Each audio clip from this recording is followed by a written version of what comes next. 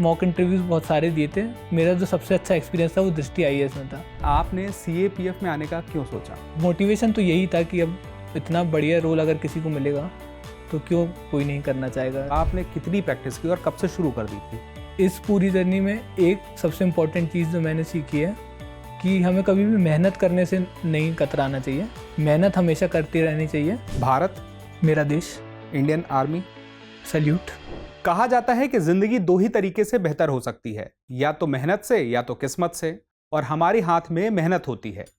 तो आज के हमारे जो मेहमान हैं, उन्होंने अपने मेहनत के बल पर ही पूरे भारत में सीएपीएफ में दूसरी रैंक हासिल की है। तो बहुत बहुत स्वागत है आपका दृष्टि आईएएस के मंच में। Thank you sir. और बहुत बहुत बधाई आपको। Thank you sir. एक बार व्यूअर्स को अपना परिचय देंगे? मेरा नाम मनुकांश अग्रवाल है और मैंने 2023 के सीएपीएफ एग्जामिनेशन में ऑल इंडिया रैंक 2 हासिल करी है। मैं ओरिजिनली झांसी से बिलोंग करता हूँ और मैंने अपनी स्कूलिंग भी झांसी से ही कंप्लीट करी है। उसके बाद मैंने बीटेक करा है आईटी फील्ड में, इंफॉर्मेशन टेक्नोलॉजी में, गलगोटियास कॉलेज से। कैसा लग रहा है रिजल्ट आने के बाद? बहुत ज़्यादा खुशी हो रही है और फाइनली मेहनत इतने सालों की एक रिजल्ट में तब्दील हुई तो बहुत ज़्यादा अच्छा लग रहा है। आपको लग रहा था आप टॉप करने वाले हैं या सिलेक्शन होने वाला है? सिलेक्शन के लिए तो मैं श्योर था कि मेरा पेपर अच्छा हुआ है तो सिलेक्शन तो मेरा होगा, बट टॉप करने का मैंने कभी नहीं सोचा था। बस मैं इतना सोच रहा था कि मेरी एक अच्छी रैंक आ जाए ताकि मुझे अपनी प्रेफर्ड सर्विस मिल जाए। जिस वक्त रिजल्ट आया आप किस स्थिति में थे, क्या कर रहे थे, क्या हो रहा था? रिज़ल्ट जब आया, एक्चुअली थोड़ा रिज़ल्ट इस बार डिले हो गया, तो रोज़ सुबह से मैसेजेस आ रहे थे ग्रुप पे कि शायद आज आ सकता है, शायद आज आ सकता है। इंतज़ार कर रहा था मैं भी सबकी तरह कि अब शायद रिज़ल्ट आएगा। फिर एकदम से ग्रुप पे पीडीएफ आई एक, तो मुझे लगा शायद कोई मजाक कर रहा है, अभी इतनी कि एकदम से कैसे 7 बजे के बाद कैसे रिज़ल्ट आ गया। बट फिर मैंने चेक करा जब यूपीएससी की वेबसाइट पे, तो रिज़ल्ट सही में आ गया था। और मैंने जब मैंने सोचा कि बस स्क्रॉल देखता हूँ कितनी नीचे रैंक आई होगी, और जैसे ही पीडीएफ खोली पहले ही शुरू में नाम दिख गया। और फिर तो मुझे खुद भी सिंक इन अभी तक नहीं हो रहा है कि मेरी ऑल इंडिया रैंक 2 आई है। फिर घर में बताया? हाँ, फिर मैंने पापा को फ़ोन करा, मम्मी को फ़ोन करा, दोस्तों को बताया, सब बहुत ज़्यादा खुश थे। श्योर थे थोड़ा कि हाँ हो जाएगा शायद इस बार, बट जब बताया कि ऑल इंडिया रैंक 2 आई है तो उन्हें भी विश्वास नहीं हुआ कि अरे इतनी बढ़िया रैंक।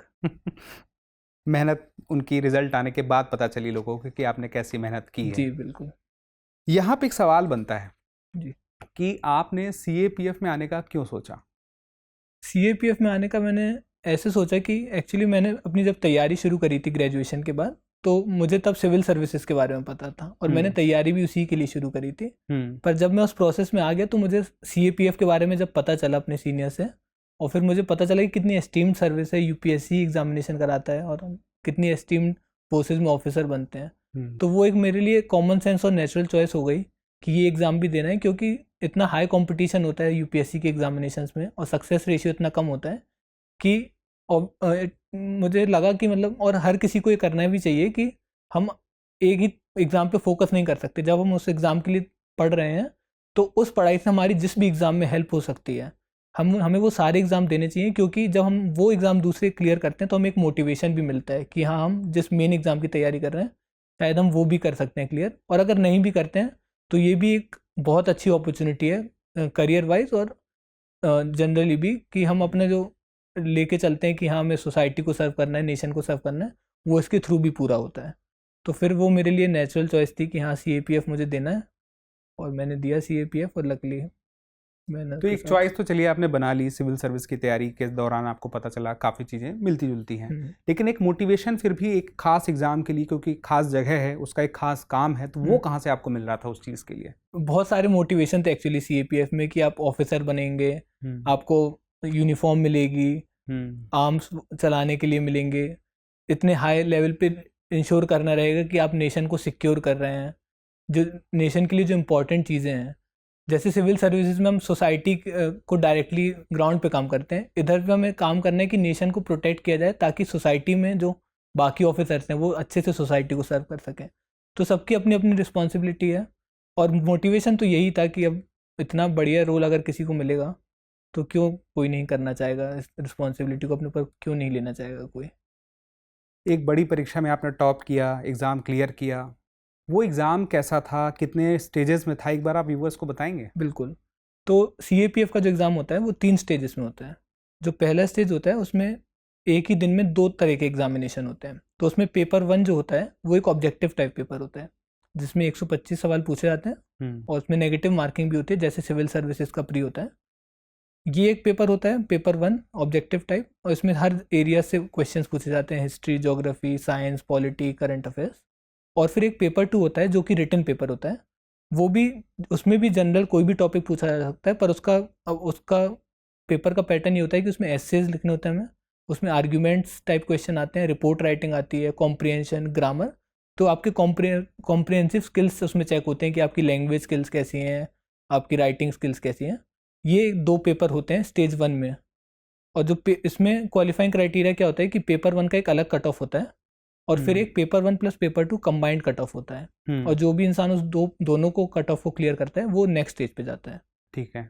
फिर जो हमारा सेकंड स्टेज होता है वो होता है physical standard test, physical efficiency test और मेडिकल एग्जामिनेशन। ये जो स्टेज होता है क्वालिफाइंग नेचर का होता है और उसमें तीनों चीज़ें अलग अलग होती हैं। सबसे पहले जो फिजिकल स्टैंडर्ड होता है उसमें हमारी हाइट नापी जाती है, वेट नापा जाता है और चेस्ट मेजरमेंट्स नापे जाते हैं। फिर जो फिजिकल एफिशिएंसी टेस्ट होता है उसमें 4 चीज़ें होती हैं। एक होता है 100 मीटर स्प्रिंट, फिर 800 मीटर रन, लॉन्ग जंप और फिर शॉर्ट पुट होता है। और इन चारों के अलग अलग मेल्स और फीमेल्स के लिए अलग अलग क्राइटेरियाज होते हैं जिनको बस क्लियर करना होता है। और फिर हम अगले स्टेज पे चले जाते हैं जो होता है मेडिकल एग्जामिनेशन। मेडिकल एग्जामिनेशन जो होता है वो एक अलग मेडिकल बोर्ड लेता है और जब वो पूरा टेस्ट करके अपने गो हेड दे देता है तो हम ये स्टेज क्लियर कर लेते हैं। फिर जो होता है थर्ड स्टेज, जो फाइनल स्टेज होता है, वो होता है पर्सनैलिटी टेस्ट जो कि यूपीएससी के बोर्ड मेंबर्स लेते हैं। इस स्टेज में जो होता है 150 मार्क्स का ये स्टेज होता है और स्टेज के मार्क्स पेपर 1 और पेपर 2 के साथ जब जुड़ते हैं तो फाइनल लिस्ट, फिर रैंक फाइनल लिस्ट तैयार होती है। ठीक, मतलब स्टेज 1 और स्टेज 3 के जुड़ रहे हैं। हाँ। स्टेज 2 के नहीं जुड़ रहे हैं। हाँ, स्टेज 2 के कोई मार्क्स नहीं जुड़ते हैं, स्टेज 1 प्लस स्टेज 3। ठीक है। कॉम्प्रिहेंसिव सेंस में उससे तो इसमें जो स्टेज 2 है, कहीं उसमें ऐसा होता है क्या कि जो क्वालिफाइंग ही नेचर का भले हो लेकिन कि बहुत बलशाली कोई होगा या बहुत अच्छा एथलीट होगा वही क्वालिफाई कर पाएगा, या एक एवरेज आप ठीक ठाक हैं तो कर ले जाएंगे? क्या स्थिति है उसके लिए? मतलब ऐसा कुछ नहीं है, बहुत ज़्यादा स्ट्रिक्ट क्राइटेरिया नहीं होते हैं फिजिकल उसमें। अगर किसी का फिजिकली एक्टिव लाइफस्टाइल है बहुत ज़्यादा, तो अगर वो 1 महीने भी प्रैक्टिस करेगा जो रिक्वायर्ड चीज़ें हैं और तो वो स्टेज क्लियर किया जा सकता है। जो कोई फिजिकली एक्टिव उतना ज़्यादा नहीं है वो 1.5-2 महीने की प्रैक्टिस के साथ उसको आराम से क्लियर कर सकता है। मेन इसमें होता है एक वेट का जो हर्डल होता है, तो वेट जिसका अगर रिक्वायर्ड क्राइटेरिया से ज़्यादा हो तो उन्हें मेहनत थोड़ी पहले से करनी चाहिए ताकि अपना वेट उस हिसाब से कम कर सकें जो उनकी हाइट के हिसाब से उनका वेट होना चाहिए, क्योंकि वेट कम करने में थोड़ा ज़्यादा टाइम लगता है। और बाकी फिजिकल एफिशिएंसी टेस्ट के लिए 1.5-2 महीने में पूरी तैयारी की जा सकती है। इस पूरे प्रोसीजर में परीक्षा के फॉर्म से लेकर के रिजल्ट आने तक में कितना समय लगा? आपने एग्ज़ाम का फॉर्म कब भरा, फिर कब पेपर 1 दिया, स्टेज 1 दिया और फाइनल कब आया रिजल्ट? तो इसका जो नोटिफिकेशन आता है वो अप्रैल अराउंड आता है, जैसे पिछले साल भी अप्रैल में आया था नोटिफिकेशन। और फिर अगस्त में इसका स्टेज 1 होता है जो पेपर 1 प्लस पेपर 2 होता है। अगस्त में पेपर 1 पेपर 2 जब हो जाता है फिर 1-1.5 महीने में उसका रिजल्ट आ जाता है और फिजिकल एग्जामिनेशन चालू होते हैं दिसंबर से। तो एक सफिशिएंट टाइम होता है फिजिकल के लिए प्रिपेयर करने के लिए। और क्योंकि फिजिकल एग्जामिनेशन में तुरंत पता चल जाता है आपने क्लियर करा है कि नहीं करा है उसको, तो उसके बाद जो लोग क्लियर कर लेते हैं उन्हें पता है कि उनका इंटरव्यू अब होने वाला है। तो फिर पर इंटरव्यू की डेट्स का क्या होता है कि उसका, क्योंकि यूपीएससी उन इंटरव्यूज़ को कराता है तो यूजुअली सिविल सर्विसेज और फॉरेस्ट एग्जामिनेशन के भी इंटरव्यूज़ के साथ उन्हें देखना पड़ता है कि किस तरह स्केड्यूल बनाया जाए। जैसे मेरे केस में इस बार जो वो इंटरव्यू हुए थे वो जून में हुए थे, मई और जून में हुए थे और रिजल्ट अभी जुलाई में आया है। तो लगभग 1 साल से थोड़ा ऊपर का समय लग ही जाता है आसानी से। नोटिफिकेशन आने से रिजल्ट आने तक 1 साल से थोड़ा ऊपर का समय लग जाता है। लेकिन आपकी तैयारी तो उसके पहले ही शुरू हो गई होगी, तो उस पूरी तैयारी की शुरुआत से लेके अभी तक की क्या जर्नी रही है? तैयारी की शुरुआत से अभी तक की जर्नी तो ऐसी है कि शुरू में तो पहले तो समझने में ही बहुत ज़्यादा टाइम लग जाता है कि किस तरीके से पढ़ें। मार्केट में इतने रिसोर्सेज अवेलेबल होते हैं कि कौन से रिसोर्स को से पढ़ें, किससे अपने नोट्स बनाएं। और मुझे लगता है 1-1.5 साल तो इसको फिगर आउट करने में लग जाता है कि क्या हमारी स्ट्रेटेजी होनी चाहिए। फिर ये जब हम लोग समझ लेते हैं कि हाँ हमें इस तरीके से पढ़ना है, ये हमारी स्ट्रेटेजी है, ये हमारे रिसोर्सेज हैं, तो यूपीएससी के किसी भी एग्ज़ाम में ये बहुत ज़रूरी होता है कि बहुत ज़्यादा रिविजन्स किए जाएँ, क्योंकि हम इतना वास्ट अमाउंट ऑफ मटेरियल पढ़ते हैं तो ह्यूमनली पॉसिबल नहीं है कि हम वो सब याद कर सकें। इसलिए रिवीजन सबसे इम्पोर्टेंट होता है। तो वो रिवीजन करने में मल्टीपल रिवीजन्स करने में, पेपर जब आ रहा है तो और ज़्यादा रिवीजन्स रिक्वायर्ड होते हैं, इस सब में टाइम जाता है। पर ये क्या है, कॉन्स्टेंट प्रोसेस है कि रिवीजन कभी नहीं छूट सकता जब तक आप पेपर क्लियर नहीं कर लेते हैं। जैसे ही हम रिवीजन छोड़ेंगे भूल जाएंगे 2 महीने बाद हर चीज़। तो ये कॉन्स्टेंट प्रोसेस है। मुझे लगता है 1-1.5 साल की प्रिपरेशन फिगर आउट करने में कि स्ट्रेटेजी क्या होनी चाहिए, रिसोर्सेज क्या होने चाहिए, और उसके बाद फिर आप जब पेपर देते हैं तो बहुत बार पहली स्टेज क्लियर हो जाती है, कभी एक स्टेज क्लियर हुई दूसरी नहीं हुई, फिर ये एक कॉन्स्टेंट प्रोसेस होता है। बट हाँ, इसके बीच में पढ़ाई नहीं छूटनी चाहिए, पढ़ाई कंसिस्टेंट चलनी चाहिए। जब पेपर दूर हो तो कम हो सकती है थोड़ी पढ़ाई, 5-6 घंटा, पर जब पेपर आए तो रिगरस रिवीजन की रिक्वायरमेंट होती है। तो ये मुझे लगता है कंसिस्टेंट प्रोसेस है जब तक कि रिजल्ट नहीं आ जाता। पेपर 1 की अगर बात करें तो उसके लिए आपने तैयारी कैसे की और कब से की? पेपर 1 एक्चुअली जो तैयारी स्टार्ट हम करते हैं वो इसी तरीके से करते हैं कि पेपर 1 में जो सब्जेक्ट्स पूछे जाते हैं, और एक्चुअली क्या होता है जो पेपर 2 भी होता है उसमें सब्जेक्ट्स तो सेम ही होते हैं और उसी तैयारी की हेल्प मिलती है।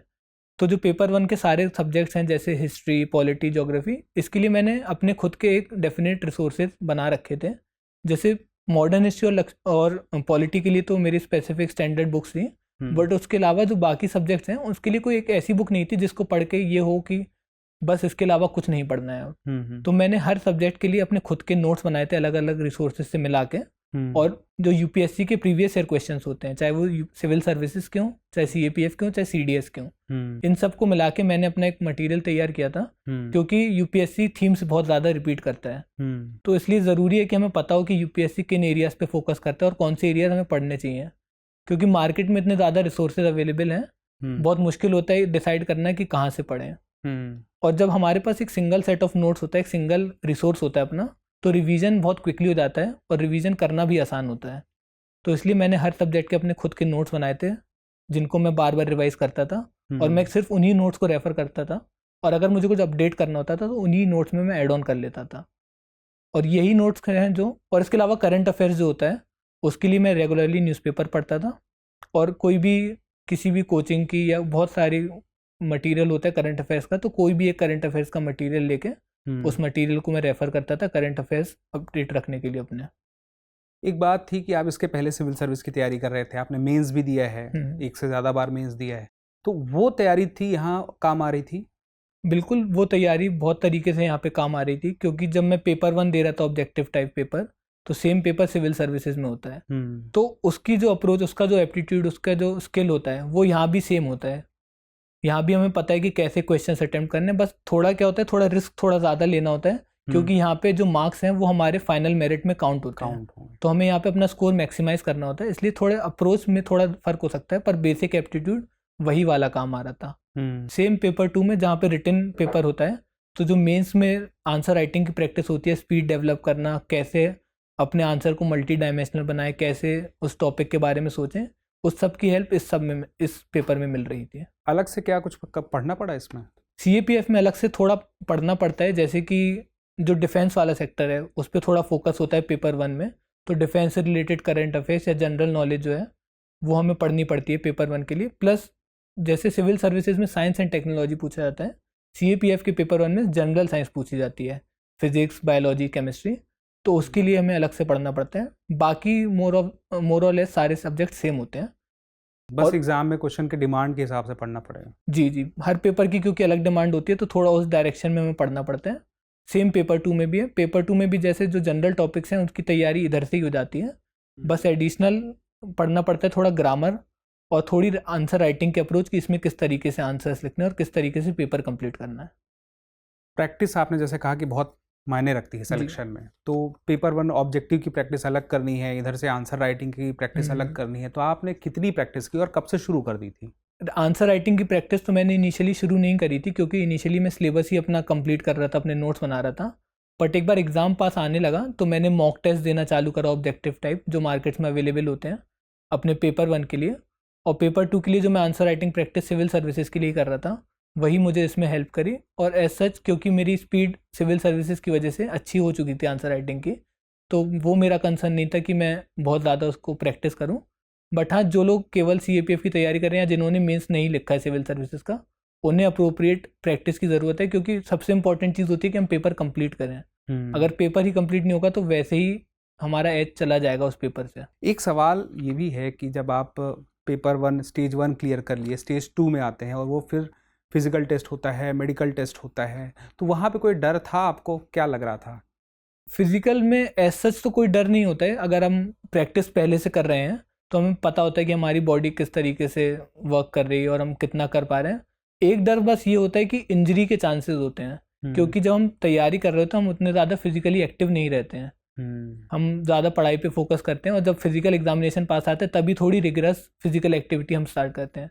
तो एक कंसर्न यही होता है कि स्पेशली लॉन्ग जंप जो होती है उसमें हमें बॉडी स्ट्रेच करनी होती है, तो एक कंसर्न यही होता है कि कहीं कोई इंजरी ना हो जाए और हम फिजिकल एग्जाम दे ही ना पाए। और स्टेज 3 इंटरव्यू, उसका एक्सपीरियंस कैसा था? स्टेज 3 जो एक्चुअल इंटरव्यू था उसका तो एक्सपीरियंस बहुत ही ज़्यादा अच्छा होता है, क्योंकि हम लोग ऐसा लगता है कि यूपीएससी का इंटरव्यू दे रहे हैं, इतना प्रेशर होता है, फाइनल स्टेज है, क्लियर होगा नहीं होगा, कैसा परफॉर्म करेंगे। बट जब अंदर जाते हैं इतना रिलैक्स इन्वायरमेंट होता है, आराम से बैठते हैं, डॉक्यूमेंट वेरिफिकेशन होता है। और जब मैं खुद भी जैसे गया था तो अंदर जाके तुरंत वो लोग बुला लेते हैं, सीक्वेंस पहले से डिसाइडेड होता है, बुलाते हैं, आराम से बिठाते हैं। और इंटरव्यू के आप अंदर एक बार घुस जाते हैं जब रूम में, उसके बाद पता ही नहीं चलता कब 25-30 मिनट निकल गए, क्योंकि वो इंटरव्यू नहीं है, वो एक पर्सनैलिटी टेस्ट है। और पर्सनैलिटी टेस्ट में ज़रूरी नहीं है कि आप हर चीज़ का आंसर दें। अगर आप हर क्वेश्चन में नो भी बोल देंगे, एक मेंबर के या 2 मेंबर के, तो भी कोई फ़र्क नहीं पड़ेगा। उन्हें आपकी पर्सनैलिटी टेस्ट करनी है और एक हेल्दी कॉन्वर्सेशन होती है। मेरा खुद का इंटरव्यू पर्सनली ऐसा था कि जो मेरे चेयरमैन थे राज शुक्ला सर, उनके साथ मेरी एक हेल्दी डिबेट हुई 8-10 मिनट की, और मुझे इतना मज़ा आया उस डिबेट में कि मतलब मैं उसे लाइफ लॉन्ग याद रखूँगा। कोई सवाल आपको याद है वहाँ का? सवाल तो ऐसे, क्योंकि मैं बुंदेलखंड रीजन से बिलोंग करता हूँ, तो बुंदेलखंड के डेवलपमेंटल इनिशिएटिव्स, ओरछा राजा राम टेम्पल के बारे में मुझसे क्वेश्चंस पूछे गए। फिर मुझे इंटरनेशनल रिलेशंस में इंटरेस्ट है तो मुझसे यूनाइटेड नेशंस के बारे में क्वेश्चन पूछे गए। जो चेयरमैन सर थे उनके साथ पर्सनली मेरी इकनॉमी को रिलेटेड डिबेट हुई कि कैसे गवर्नमेंट सेक्टर बहुत कम रेन्यूमरेशन देता है या प्राइवेट सेक्टर बहुत ज़्यादा देता है, कैसे इसे बैलेंस करना चाहिए, क्या बेनिफिट्स हैं, क्या नेगेटिव्स हैं। तो बहुत ही अच्छा वो इन्वायरमेंट होता है। और इसमें भी ज़रूरी पर यह है कि हम लोग मॉक इंटरव्यूज़ दे के जाएँ। आपने दिया था? हाँ, मैं पर्सनली मैंने मॉक इंटरव्यूज़ बहुत सारे दिए थे। जैसे दृष्टि में मैंने मेरा जो सबसे अच्छा एक्सपीरियंस था वो दृष्टि आईएएस में था, क्योंकि जो इंटिमिडेट होते हैं एक्चुअल इंटरव्यू में, वैसा सेम माहौल यहाँ पे मिला था मुझे। तो जब मैं इंटरव्यू देने आया तो मुझे रियलाइज़ हुआ कि कैसे प्रेशर को हैंडल करना है। मॉक इंटरव्यूज़ का सबसे इंपॉर्टेंट काम यही है कि आप कैसे उस दिन के प्रेशर को हैंडल कर सकें, क्योंकि जब हम इंटरव्यू स्टेज पे पहुंच गए हैं तो पढ़ाई तो हमने अच्छी करी है, नॉलेज हमें अच्छी है, बस हमें एक्सपीरियंस नहीं है कि कैसे इतने एस्टीम लोगों के सामने हम आंसर करेंगे या कैसे अपनी ओपिनियन रखेंगे। तो वो जो प्रेशर हैंडल करने के लिए ज़रूरी है, उसके लिए मॉक इंटरव्यूज़ हर किसी को देने ही चाहिए, क्योंकि अगर हम सीधा देने चले जाएंगे तो समझ ही नहीं आएगा कि कैसे आंसर दें हम वहाँ पे जाके। एक तो प्रेशर हैंडल हो गया, तो वो तो आपने यहाँ आके देख लिया, समझ लिया। उसके अलावा कोई और सलाह मिल रही थी कि क्या करना है आपको, क्या नहीं करना है? हाँ, एक्चुअली मुझे फीडबैक भी मिला था कि जो हमारा डेफ होता है, जिससे रिलेटेड ज़्यादातर सवाल हमसे इंटरव्यू में पूछे जाते हैं, तो उसके बारे में हमें मॉक इंटरव्यूज़ में जैसे मुझे फीडबैक मिला था कि मैं रानी लक्ष्मीबाई के बारे में पढ़ूं क्योंकि मैं झांसी से हूँ, या फिर क्योंकि मैं आईटी सेक्टर से हूँ तो मुझे उसके बारे में भी पता होना चाहिए। तो ये सब फीडबैक हमें इंटरव्यू पैनल मेंबर्स देते हैं कि किस डायरेक्शन में हमें पढ़ाई करनी चाहिए, क्योंकि इंटरव्यू में कोई एंड नहीं होता पढ़ाई का, बट एक डायरेक्शन होती है हमारे डेफ के हिसाब से। तो एटलीस्ट वो हमारी तैयारी होनी चाहिए। तो मुझे ये हेल्प ज़रूर मिली थी कि मुझे किस डायरेक्शन में अपनी इंटरव्यू की प्रिपरेशन करनी चाहिए। कहते हैं कि कोई भी प्रतिस्पर्धा हो, चाहे वह कोई लड़ाई हो, चाहे वह कोई परीक्षा हो, वहाँ पे विजेता वही होता है जिसको सही और अच्छा मार्गदर्शन मिलता है। बिल्कुल। तो आपके जीवन में मार्गदर्शन के लिए क्या भूमिका रही है? मार्गदर्शन की भूमिका ऐसी है कि मैं लकी हूँ कि मेरे आसपास मेरे ऐसे बहुत सारे लोग हैं जो अलग अलग तरीके से मुझे मोटिवेट करते रहे। जैसे मेरे पेरेंट्स तो हैं ही, मेरे पेरेंट्स, मेरे भाई बहन, बट इसके अलावा मेरे पास एक बहुत अच्छा सेट ऑफ फ्रेंड्स हैं। मेरे कॉलेज के फ्रेंड्स अलग हैं, मेरे स्कूल के फ्रेंड्स अलग हैं, और तैयारी के फेज़ में स्पेशली मेरे जो कॉलेज के सीनियर्स थे वो मेरे साथ कंसिस्टेंट थे, वो लोग भी खुद भी तैयारी कर रहे थे। तो एक ये माहौल होता है कि हम, क्योंकि बहुत सारी चीज़ें होती हैं हम फैमिली से शेयर नहीं कर सकते, या बहुत सारी चीज़ होती है हम फ्रेंड से शेयर नहीं कर सकते, तो हर किसी का एक स्पेसिफिक रोल होता है जो हमें मोटिवेट करता है अलग अलग तरीके से, और वो हर किसी को ज़रूरी होता है, क्योंकि यूपीएससी की जर्नी बहुत लॉन्ग है। और जब एग्ज़ाम आ रहा होता है तब तो हम पढ़ ही रहे होते हैं, पर उसके अलावा बहुत सारे थॉट्स दिमाग में आते हैं कि क्लियर होगा नहीं होगा, अब पढ़ने का मन नहीं कर रहा, कोई एक स्टेज क्लियर नहीं हुआ। तो मोटिवेशन तो चाहिए रहता है अलग अलग जगह से। और मोटिवेशन केवल ऐसा नहीं होता है कि हमें लोगों से ही मिले, कभी हम कोई ऐसी वीडियो देख लेते हैं कि उससे थोड़ा सा मोटिवेशन आ जाता है, कभी कोई ऐसी बुक पढ़ लेते हैं, कभी कोई मूवी देख लेते हैं। तो ये सब कभी कभी इधर उधर से मोटिवेशन आता ही रहता है, बट सबसे इम्पोर्टेंट मेरे हिसाब से इंटरनल मोटिवेशन ही होता है कि हमें पता है कि हमें उस गोल को अचीव करना है और हम सही डायरेक्शन में मेहनत कर रहे हैं। क्योंकि जब तक वो मोटिवेशन नहीं आएगा तब तक पढ़ाई में मन नहीं लगेगा, और पढ़ाई हो ही नहीं सकती उस मोटिवेशन के बिना। आपने सिविल सर्विस की तैयारी की, 2 बार मेंस दिया, फाइनल सिलेक्शन नहीं हुआ था। मान लीजिए सीएपीएफ में भी आपका नहीं होता, फिर उसके बाद? इतना लंबा तो मैंने नहीं सोचा था कि नहीं होगा, बट मुझे ये पता था कि मैं अच्छी तैयारी कर रहा हूँ और मैं बहुत सारे एग्जामिनेशन दे रहा हूँ, तो मुझे लगा था कि एटलीस्ट कहीं ना कहीं तो हो ही जाएगा मेरा सिलेक्शन। और अगर नहीं होता तो शायद, मैंने ऐसे सोचा तो नहीं, बट अगर अब मैं सोचूं तो शायद मैं, क्योंकि मुझे इस पूरी जर्नी में पढ़ाई का इतना ज़्यादा शौक हो गया और इतना अच्छा मज़ा आता था मुझे पढ़ने में, तो शायद मैं उसी फील्ड में चला जाता कि मैं प्रेफर करता मैं बच्चों को पढ़ाऊँ, सोसाइटी में उस तरीके से कंट्रीब्यूट करूँ। ठीक है। और यहाँ पे एक सवाल आया, चूँकि प्रक्रिया बहुत लंबी है, और जब प्रक्रिया बहुत लंबी होती है तो ऐसा होता है कि बहुत ज़्यादा निराशा भी हावी हो जाती है खुद पे। तो कभी आपके साथ ऐसा हुआ? निराशा तो आती है जब हम, जैसे मैंने प्री क्लियर किया, फिर मेंस लिखा तो नहीं हुआ सिलेक्शन, तो निराशा आती है। पर मुझे लगता है वो निराशा टेम्पररी होती है, क्योंकि हर किसी को पता होता है कि हाँ बहुत कठिन एग्जाम है और ज़रूरी नहीं है कि हर स्टेज हमारा क्लियर तुरंत होता जाए। तो निराशा जो होती है वो टेम्पररी होती है, पर अल्टीमेट गोल जब सामने दिख रहा होता है तो कुछ टाइम के बाद मोटिवेशन फिर खुद से आता है कि चलो अब टाइम वेस्ट नहीं करते हैं, बाकी लोग पढ़ रहे होंगे, खुद भी पढ़ना चालू कर देते हैं। सेल्फ मोटिवेशन काफ़ी मायने रखता है। बिल्कुल। सेल्फ मोटिवेशन के साथ साथ थोड़ी सी मनोरंजन, हाँ, वो कहते हैं बड़ा ज़रूरी होता है। बिल्कुल। तो आप मनोरंजन के लिए क्या कर रहे थे? मेरी लाइफ में तो पर्सनली मनोरंजन बहुत ज़्यादा इम्पोर्टेंट है, क्योंकि मैं पर्सनली ये मानता हूँ कि कोई भी इंसान पूरे साल भर 10-12 घंटे नहीं पढ़ सकता। मेरा पर्सनली भी ये रहता था कि मैं दिन में 5-6 घंटे पढ़ता था, और जब पेपर आता था तो रिग्रेस कर देता था अपनी तैयारी। और मनोरंजन के लिए मेरी आदत है कि मैं मूवीज़ बहुत ज़्यादा देखता हूँ, मूवीज़, वेब सीरीज़। तो मैं डेली बेसिस पे कुछ ना कुछ थोड़ा बहुत तो देख ही लेता था। और इसके अलावा मेरी एक आदत है कि मैं सोने के पहले 1 घंटा कम से कम कोई ना कोई बुक पढ़ता हूँ, तो वो मेरे लिए एक बहुत अच्छा एंटरटेनमेंट का सोर्स होता था। बाकी मैं अपने सब दोस्तों से कनेक्टेड रहता था, उनसे बातें करता था, उनके बाद वो लोग क्या कर रहे हैं अपनी लाइफ में वो जानता रहता था। सोशल मीडिया मैं बहुत फ्रिक्वेंटली यूज़ करता था, इंस्टाग्राम, यूट्यूब, शॉर्ट्स, रील, सब मैंने शॉर्ट्स, रील्स में सब देखता था। बस जब पेपर आता है तो थोड़ा अनइंस्टॉल कर देता था मैं, क्योंकि वो बहुत ज़्यादा टाइम कंज्यूमिंग होता है। बट जब पेपर पास नहीं है और मेरी नॉर्मल तैयारी चल रही है तो मैं पूरी चीज़, सारे सोशल मीडिया हर अच्छे से यूज़ करता था। बिल्कुल। मतलब भले आप सोशल मीडिया चला रहे थे, नेट का यूज़ कर रहे थे, पर कंट्रोल आपने उसके ऊपर बनाया था, उसने आपके ऊपर नहीं बनाया। बिल्कुल, मेरा कंट्रोल पर्सनली सोशल मीडिया पे सही रहता है लकीली, और वो ज़रूरी भी है क्योंकि हमें इवेंचुअली सोसाइटी में सर्व करना है, तो हमें पता होना चाहिए कि सोसाइटी में क्या चल रहा है, हमारे आसपास देश दुनिया में क्या चल रहा है। और अगर हम, आजकल सोशल मीडिया सबसे बेहतरीन सोर्स है इस चीज़ कनेक्टेड रहने के लिए दुनिया से, तो अगर हम वहीं से डिस्कनेक्ट हो जाएंगे तो तैयारी तो होती रहेगी और पेपर क्लियर भी हो जाएगा, पर फिर पेपर क्लियर करना तो केवल पहली स्टेज है, फिर हमें लाइफ लॉन्ग सर्व करना है नेशन और सोसाइटी को। तो उसके लिए ज़रूरी है कि हमें पता होना चाहिए हमारे आसपास क्या चल रहा है। मतलब खुद पे हावी तो आपने बिल्कुल नहीं होने दिया? नहीं, बिल्कुल नहीं। एक सवाल ये भी आता है कि बहुत लोग कहते हैं कि अगर आप सरकारी नौकरी की तैयारी कर रहे हैं तो आप अकेले हो जाइए, एकांत में अपने आप को रख लीजिए, तैयारी कीजिए एकदम ध्यान लगा के। क्या ऐसे में तैयारी बेहतर हो पाएगी या नहीं हो पाएगी? मैं पर्सनली ऐसा बिलीव करता हूँ कि अपने आप को सोसाइटी से सेक्लूड करना एक थोड़ा फूलिश स्टेप है मेरे हिसाब से, तो क्योंकि हम सोशल एनिमल्स हैं हम लोग, और अगर हम लोग तैयारी के टाइम सेक्लूड हो जाएंगे तो पेपर तो केवल कुछ महीने की रिगरस तैयारी मांगता है। उसके अलावा अगर हम लोग सोसाइटी से कनेक्टेड नहीं रहेंगे तो अलग अलग तरह के ख्याल हमारे दिमाग में आएंगे कि अगर नहीं हुआ तो क्या करेंगे, अब तो दोस्त भी छूट गए, किससे जाके बातें करेंगे, ये सब चीज़ें। तो मैं तो पर्सनली ऐसा नहीं मानता हूँ कि हमें सोसाइटी से सेक्लूड होना चाहिए।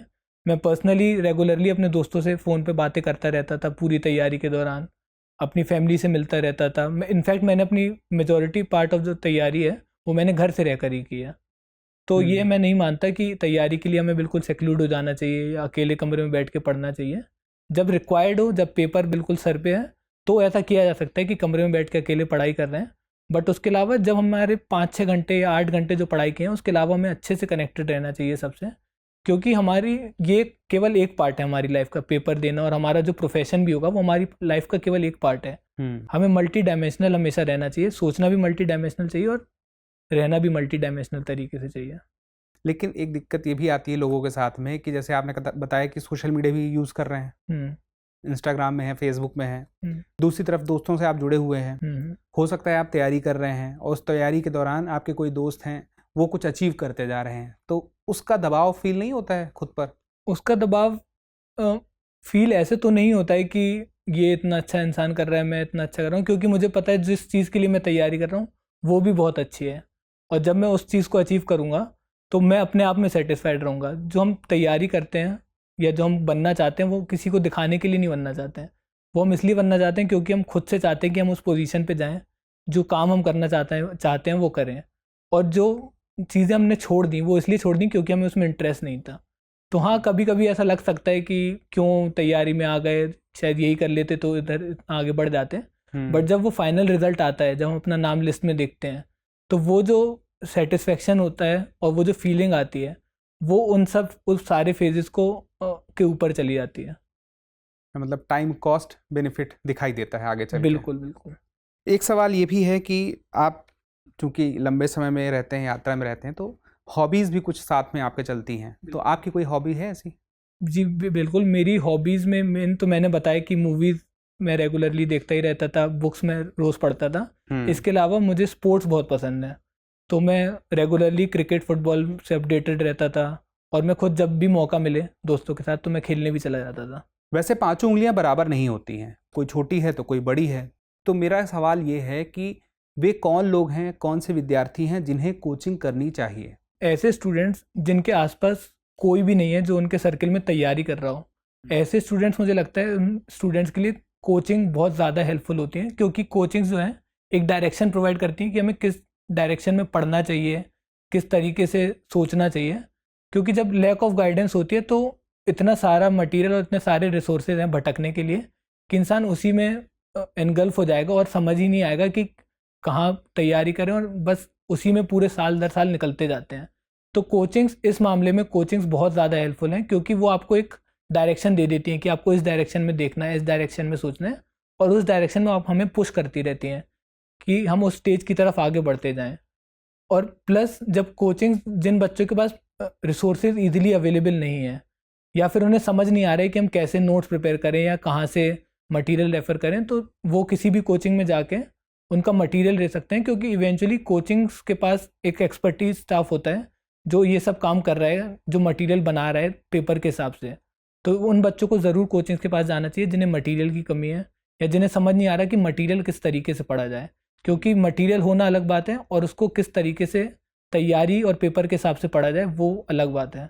तो इस मामले में भी कोचिंग्स बहुत ज़्यादा हेल्पफुल हो सकती हैं स्टूडेंट्स के लिए। और आजकल तो कोचिंग घर तक भी पहुंच गई हैं क्योंकि ऑनलाइन प्लेटफॉर्म आ गए। बिल्कुल, अब तो एक्सेसिबिलिटी का कोई दिक्कत ही नहीं है, ऑल ओवर इंडिया क्लासेस करिए, नोट्स मंगा लीजिए।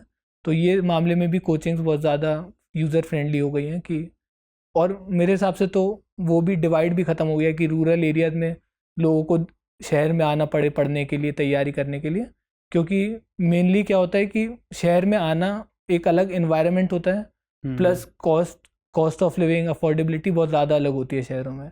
तो इस मामले में भी कोचिंग्स ने जो ऑनलाइन अपना पूरा प्लेटफॉर्म ट्रांसफ़र कर दिया है, एक्सेसिबिलिटी बढ़ा दी है, वो भी बहुत ज़्यादा हेल्पफुल है स्टूडेंट्स के लिए। एक सवाल ये है आपसे कि इस पूरी जर्नी में आपने क्या सीखा है जो आपको हमेशा याद रहेगा? इस पूरी जर्नी में एक सबसे इम्पॉर्टेंट चीज़ जो मैंने सीखी है कि हमें कभी भी मेहनत करने से नहीं कतराना चाहिए, मेहनत हमेशा करती रहनी चाहिए। रिज़ल्ट आएगा, जो भी आएगा अच्छा आएगा। अगर रिज़ल्ट हमारे अकॉर्डिंग नहीं भी आता है तो वो मेहनत कभी वेस्ट नहीं जाती है। अगर हमने पढ़ाई करी है तो पढ़ाई, अगर हम सिलेक्ट नहीं भी हो पाते हैं तो पढ़ाई हमारे कैरेक्टर में, हम कैसे लोगों से बात करते हैं, हम कैसे सोसाइटी में रहते हैं, उसमें रिफ्लेक्ट हो जाती है। तो भले ही अगर हम ऑफिसर ना बन पाएँ पर हम एक अच्छे इंसान तो बन ही सकते हैं उस पढ़ाई के थ्रू।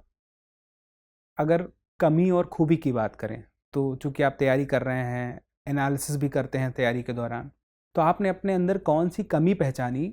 अब चूंकि मैं कमी कह रहा हूं जिसे आप हो सकता है पूरी कर चुके हों या पूरी करने के रास्ते पे हों, और कौन सी खूबी पहचानी? खूबी मैंने ये पहचानी कि मैं ऐसे इजीली डिमोटिवेट नहीं होता हूँ। फेलियर्स आते रहते हैं या प्रोसेस इतना लंबा होता है तो मैं इजीली डिमोटिवेट नहीं होता हूँ। ये मुझे रियलाइज़ हुआ मेरी खूबी है इस प्रिपरेशन के दौरान, क्योंकि अब मुझे 4 साल हो गए तैयारी करते हुए, और मैं अभी भी उतना ही मोटिवेटेड हूँ पढ़ाई करने के लिए जितना मैं पहले दिन था। तो ये मुझे रियलाइज़ होता है कि मेरी खूबी ये है कि मैं ईज़िली डिमोटिवेट नहीं होता हूँ। कमी में मैं ये कहूँगा कि मेरे साथ कमी ये कह सकते हैं कि मैं एक चीज़ पे ऐसे पूरा टाइम अपना डेडिकेट नहीं कर सकता हूँ। अगर मैं तैयारी भी कर रहा हूँ तो मैं कुछ और भी करता रहूँगा साथ में, वरना मेरा तैयारी में भी मन नहीं लगेगा। तो ये मेरा चलता रहता है बैलेंस कि कभी मैं ये कर लेता हूँ, कभी वो कर लेता हूँ, कभी कुछ दिन पढ़ाई नहीं भी करता हूँ। बट कमी यही है कि मैं एक चीज़ पे पूरे टाइम अपना दिमाग नहीं लगा सकता और पूरे टाइम में ये नहीं, उसी के बारे में सोच के समय नहीं बिता सकता। अपनी तरफ से विद्यार्थियों को कोई 2-3 सलाह देना चाहेंगे? 2-3 सलाह मैं ये दे सकता हूँ विद्यार्थियों को कि पहली तो ये कि हमें आसपास नहीं देखना चाहिए कि लोग क्या कर रहे हैं, कैसे वो लोग अपनी लाइफ बिता रहे हैं, या कोई कुछ कह दे कि अरे बहुत कठिन होता है, पेपर नहीं निकलेगा, बहुत ज़्यादा कंपटीशन है। अपने ऊपर सेल्फ ट्रस्ट और सेल्फ बिलीव बहुत इंपॉर्टेंट है। उससे वो सबसे इम्पोर्टेंट पार्ट है तैयारी का।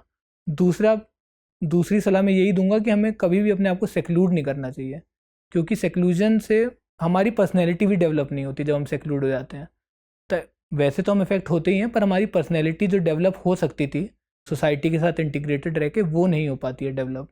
तो यही 2 सलाह मुझे लगता है सबसे इम्पोर्टेंट है जितने भी एस्पिरेंट्स हैं उनके लिए। चलते चलते एक रैपिड फायर खेलते हैं।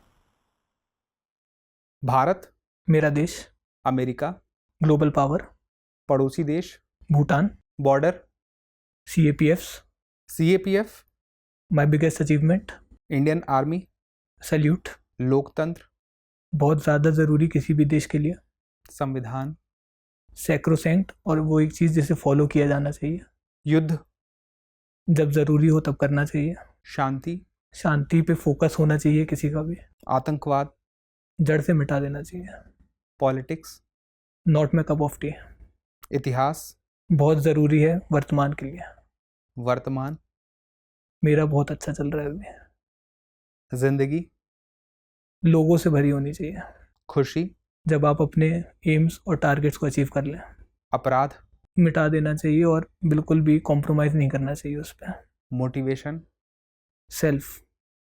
बहुत अच्छा लगा मनुकांश आपसे मिलकर के। टीम दृष्टि और मेरी तरफ से आपको बहुत बहुत बधाई और शुभकामनाएं। Thank you sir. तो ये थे आज के हमारे मेहमान मनुकांश, और जल्द ही मिलेंगे किसी और टॉपर के साथ में इसी जगह पर। तब तक के लिए शुक्रिया। डियर व्यूअर्स, अपने एग्जाम की तैयारी को और बेहतर करने के लिए हमारे चैनल को लाइक, शेयर और सब्सक्राइब करना न भूलें।